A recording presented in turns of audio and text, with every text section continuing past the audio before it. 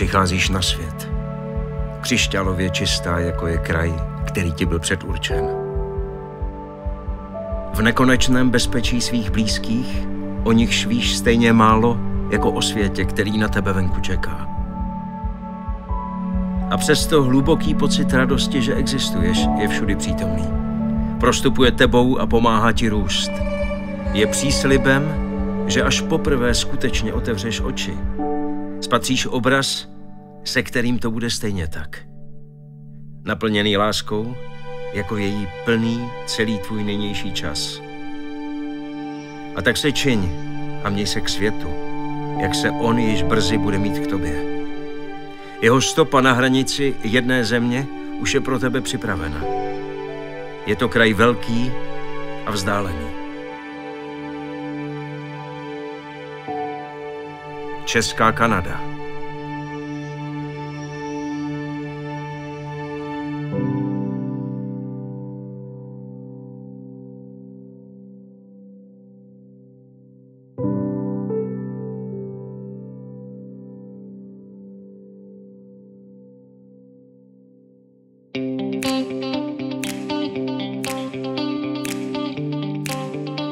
Dlouhá staletí beze jména, jen neprostupný pohraniční hvost a vrchovina střežící svou svébytnost. První osady při potocích a mícení původního pralesa, jehož ozvěna však stále zní. Země kamenů, borovic a skal, bažin a blat se stala domovem pro ty, kteří tváří v tvář nutnosti vydobili obživu pro své rodiny. Doba, jež dala vzniknout její podobě, jak ji známe dnes, v 21. století.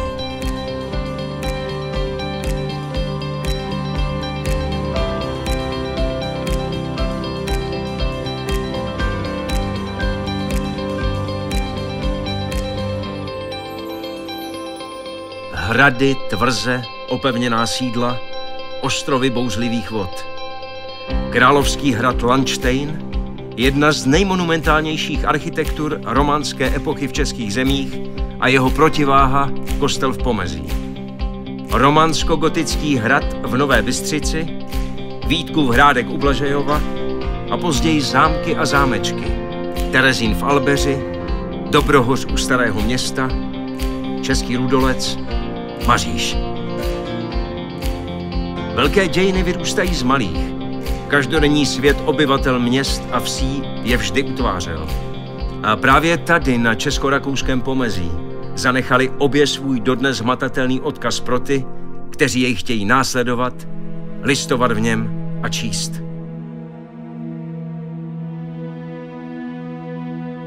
Procházet vrchovinou a naslouchat.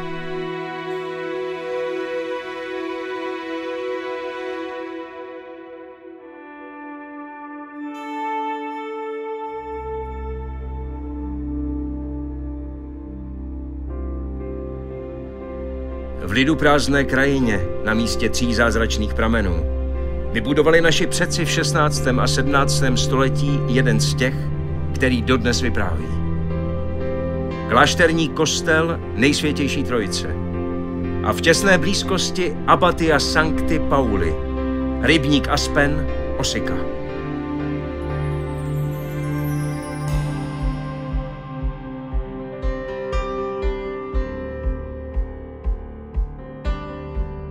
Inspirace básníků, malířů i sochařů.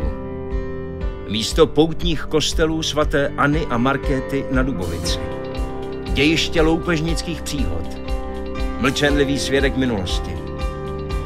Pod Bukovým vrchem i na svazích Úhliště se usídlili ti, jimž jsou hory blízké, tak jako samota. Plynoucí běh historie s lidmi i bez lidí. Živý a zázračný jako 3 prameny, začíná pozvolna naplňovat tvé vědomí.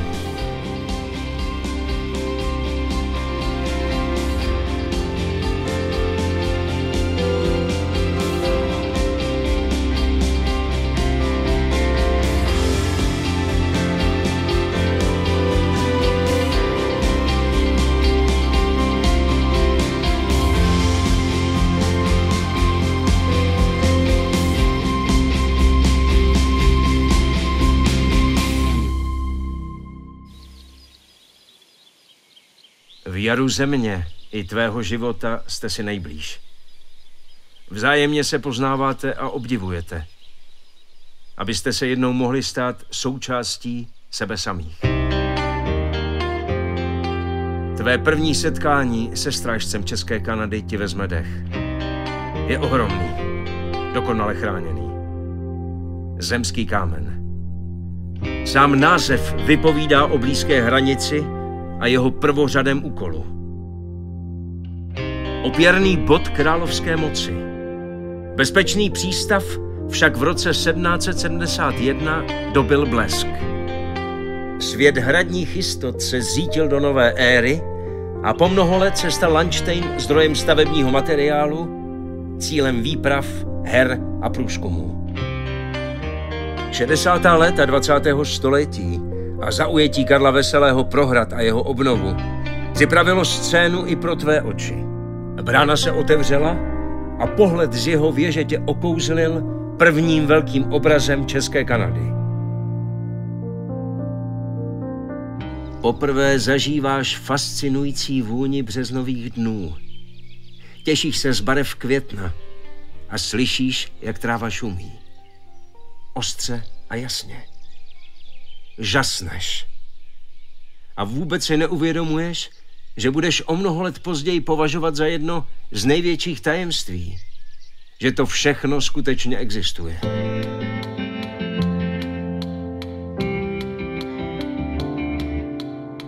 Už víš, co je čas.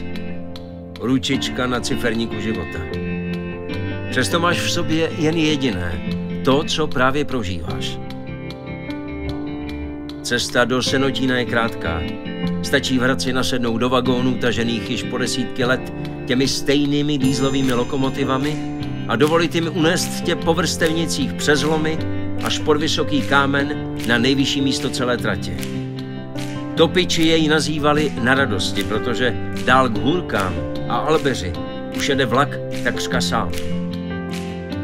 Možná přijdeš od dobré vody, kde na břehu Panského rybníka spočinul další ze svědků jiných dob.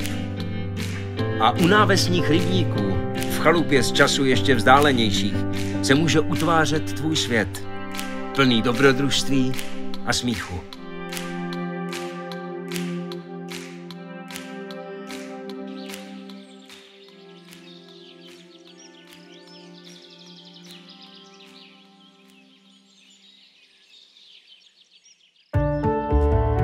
Nastoupíš do vlaku a vlnobytí pražců tě kolem velikána české země Járy Cimrmana přenese na další z nejmenších stanic celé železnice. Přítmím hlubokých lesů i světlem pastvin až do Malého Ratmírova, kde jeden z nejstarších a nejúrodnějších rybníků vytváří společně s Mutyněvským, Krvavým, Komorníkem, Hejtmanem a Vajgarem pozoruhodnou vodní soustavu budovanou již od 13. století. Břehy jeho jižního souseda, pojmenovaného podle červeně zbarveného dna, se staly přistávací plochou a krátkodobým útočištěm amerického letce Leonarda Littla, který si skokem z hořícího bombardéru Flakšek 3 zachránil život při bitvě nad Jindřichohradeckem 24. srpna 1944.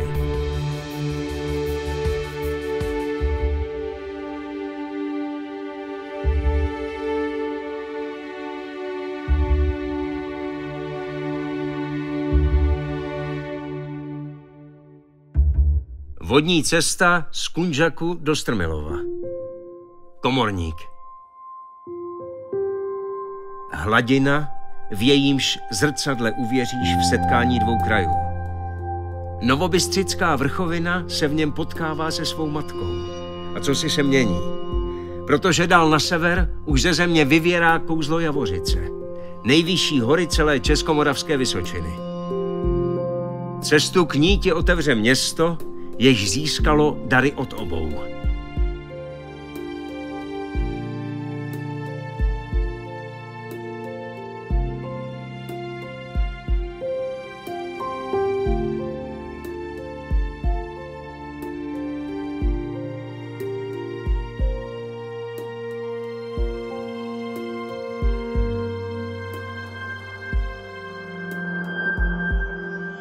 Na obcizně najdeš vesnici 19. století, jinde kostel, školu, faru i mlýn. JZD ve známých kulisách a za domy u náměstí se můžeš těšit z běhu do Strání nad Hamerským potokem. A v tom všem to zvláštní jiskřivé ticho nedělního odpoledne. Vznáší se nad celou Vysočinou. Strmilov zůstane už provždy součástí tvého srdce.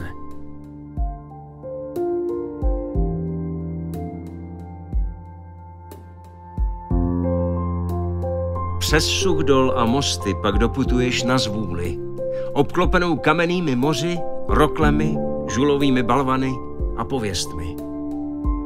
Ztracena v lesích si našla své generace obdivovatelů. Hájovna, kaple i staletá Lípatoví.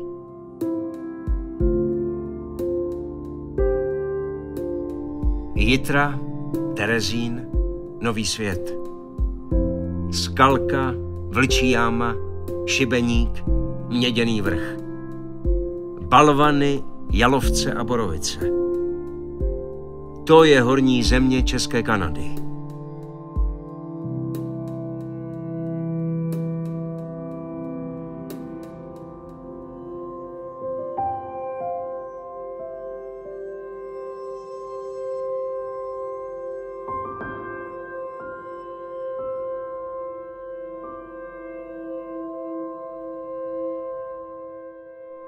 Na západní hranici už po 700 let pečují lidé o dřevo, Pěněnský rybník. Jehož úzká hráz mezi skalami, chráněná mohutným obranným valem, vystavěným z hatí a palisád, zachovala bezpečí všem lidem z údolí. Po prokopání vrchu Fedrpuš měla sloužit jako zdroj pitné vody pro Jindřichův Hradec. Jen o trochu jižněji se údolí životadárné Hostice vrylo do tváře vrchoviny. Je to kraj samot a mlýnů. Chodit v něm můžeš kdekoliv. Svoboda pohybu ve všech směrech je snad s výjimkou potoka a několika rybníků zcela bezbřehá. Bez plotů, bez hranic. Až překročíš můstek římským vojákem strážený a poznáš mlýn Traxlerův, zjistíš, že pohádky ještě existují.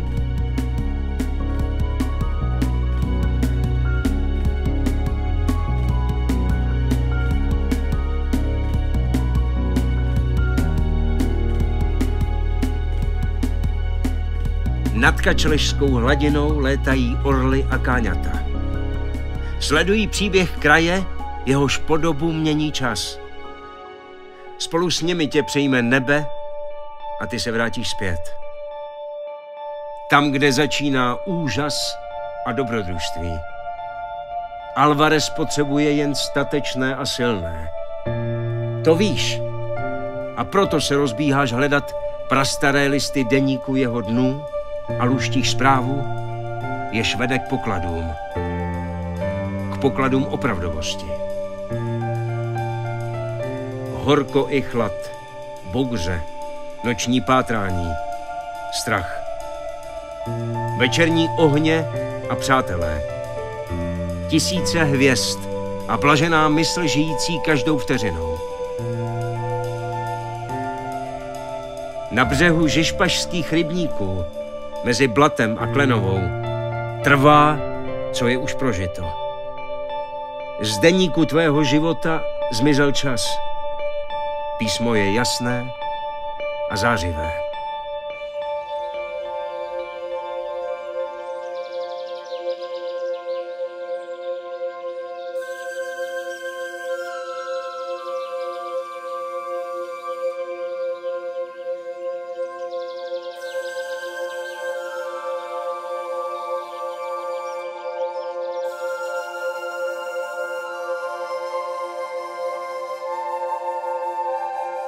Tvá výprava pokračuje na západ. Směr, který je pozemskou hranicí dvou moří, nabízí rozhledy. Do království stromů i dálav vnitrozemí. Na cestu k větrovu, kde vítr ševelí. Jen zavři oči a ponech jej, ať tě nese, kam jen on bude chtít. A pak tě k sobě přijme ticho pohraničí, vyprávějící své příběhy. O mítinkách, klášterech a lesních rybnících. O lidech, kteří již odešli. Ve stínech lip putovali pro obživu i naději. Alejemi, které zůstaly zapomenuty. Putovali po stezkách, jejichž jména i cíle se mění. Po stezkách člověka. Do stálkovských zahrad živoucích barev a květů, ke skalám, Fafenschlagům, ke vsím, kde i dnes končí silnice.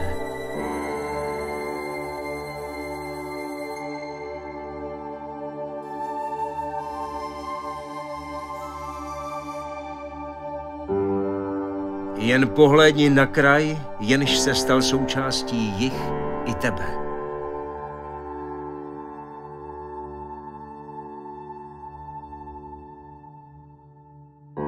Nad kopci u Valtínova se už smráká rok a ty jej brzy uslyšíš.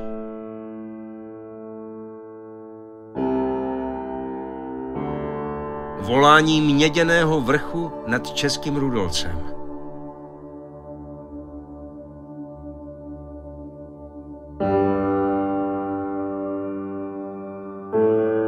A až tvou zem přikryje sníh a ty se o samotě vydáš na svá tajná místa, začneš chápat její řeč a porozumíš zprávám beze slov. Naučí tě vnímat svou jedinečnost a její hlas tě přiblíží podstatě. Její i tvé je totiž společná. Tvé oči se otevřou podruhé. Bude v nich nekonečná úcta ke všem krajům téhle planety.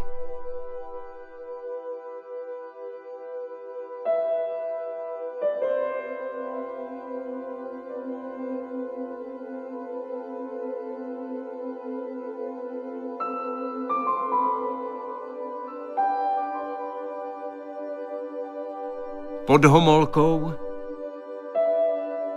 Vysokým kamenem i Kunějovskými vrchy na tebe čekají obrazy, které tě ohromí a dojmou.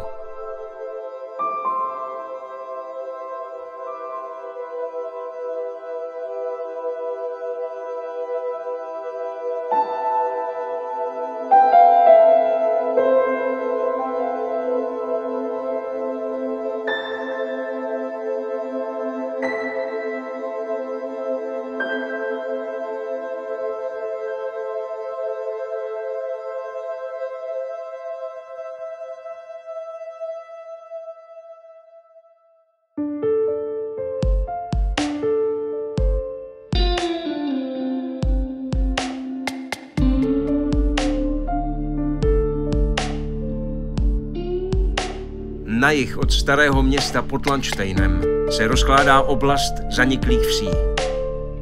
Je to země nikoho české Kanady. Z obcí volně rozsetých na březích potoka Pstruhovce, kterým se česká země vlévá do rakouské, zůstaly jen opuštěné ostrovy zeleně. Vesnice, jejichž základy překryl mech a jména se ztratila z map. Přesto zůstávají v mapách tvé mysli.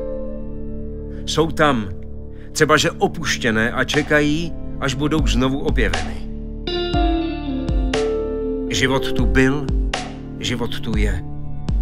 Jen formy se změnily a své hranice si střeží každý sám.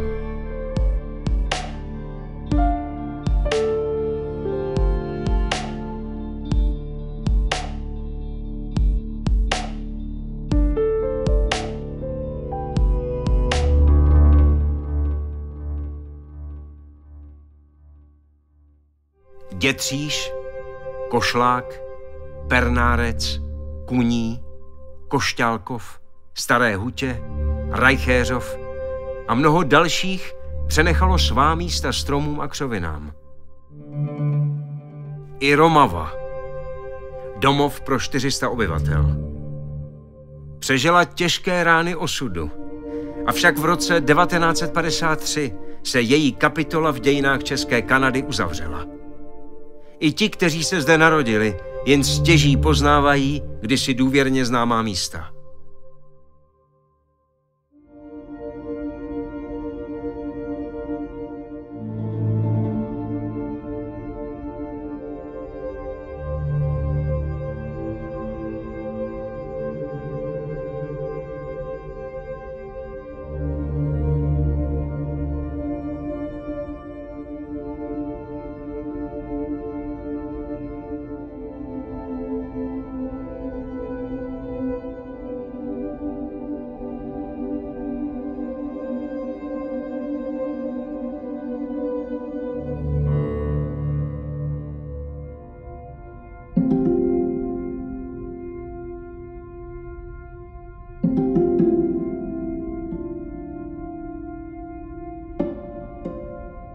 Krajina je bez hranic. Je souvislá. Je spojená se všemi, kteří po ní kdy kráčeli.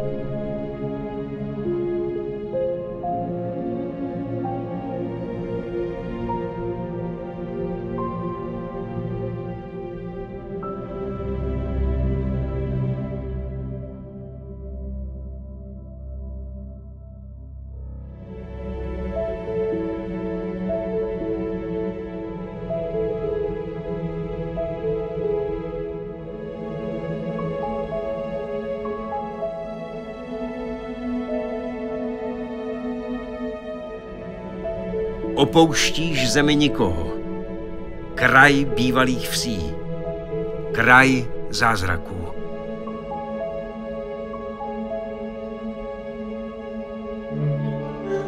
Někteří zůstali.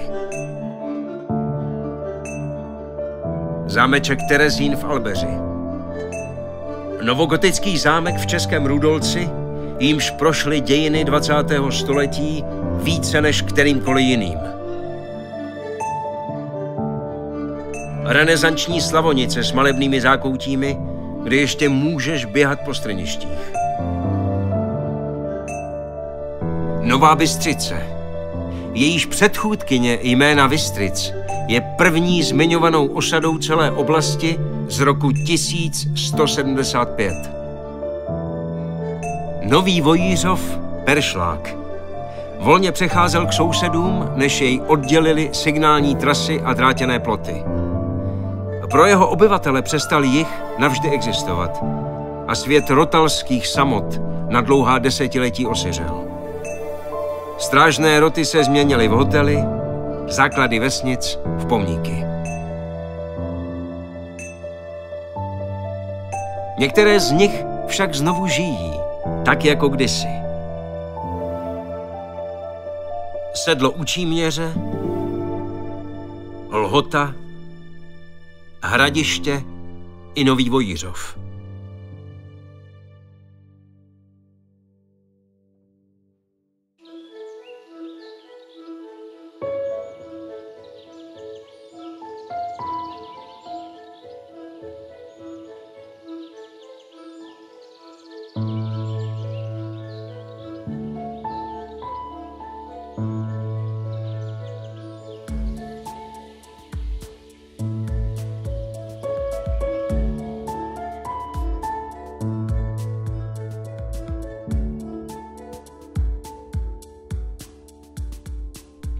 Až ji jaro probudí, přijde čas k novým výpravám. Česká Kanada je plná tajných míst. Po celém území od Hradce ke Slavonicím se těžilo. Lomy kamenné, hliněné, pískové. Bez navigací a map procházejí kopci. Sami tě povedou tam, kde se rozbíjel kámen a písek doloval. Nahoře nad Lhotou, na Kamenci, u Potočné se skrývají.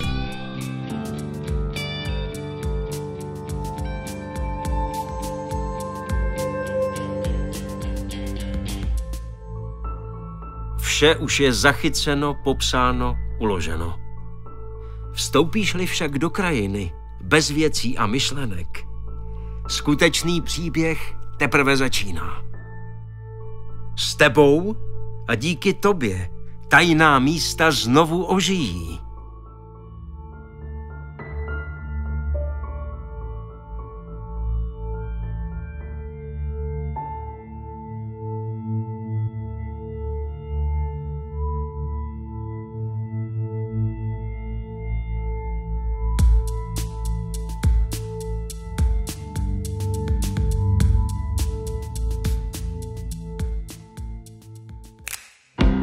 A s nimi ožiješ i ty.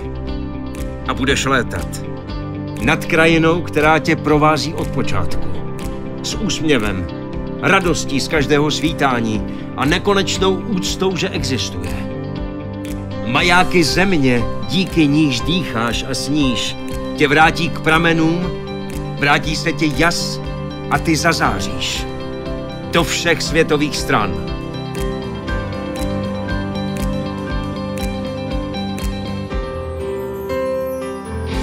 Ze známých míst se stanou nová a v jejich tichu uslyšíš znovu tlukot srdce.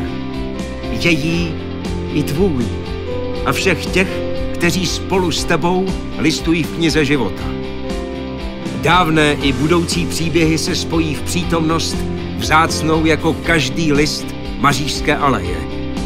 Jako slaměná pole u Klenové. Jako koleje železnice. A voda. V pískovnách u Vojířova. V Koštenickém potoce nad Staňkovským jezerem. A v krajině celé vrchoviny.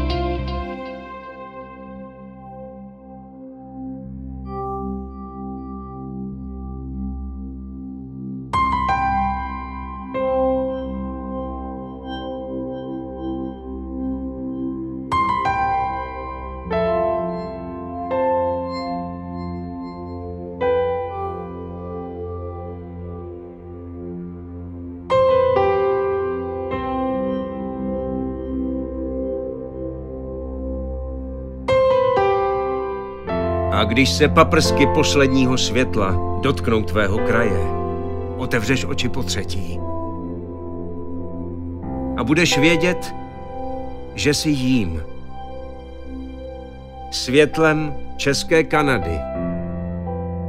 Dítětem, které už ví.